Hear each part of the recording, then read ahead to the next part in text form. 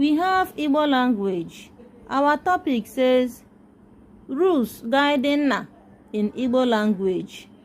Rules guiding na in Igbo language. Iwu na-achị na.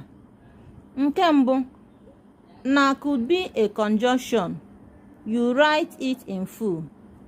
Example, ji na ede, nwoke na nwanyị, elu na ala. Ihe anyị na-akọwa bụ na iwu na-achị na n'asụsụ Igbo na ana, iwu na-achị ya nke mbụ sịrị ọ bụrụ na ana nọ na-arụ ọrụ dịka njikọ, njikọ bụ conjunction, gị dezuo ya edezu otu edere ya ebe a, ji na ede. Ị ga-ahụ na edezuru ya na ana, edezuru ya edezu, ịgosi na ya jikọtara ji na ede ọnụ. Nwoke na nwanyị,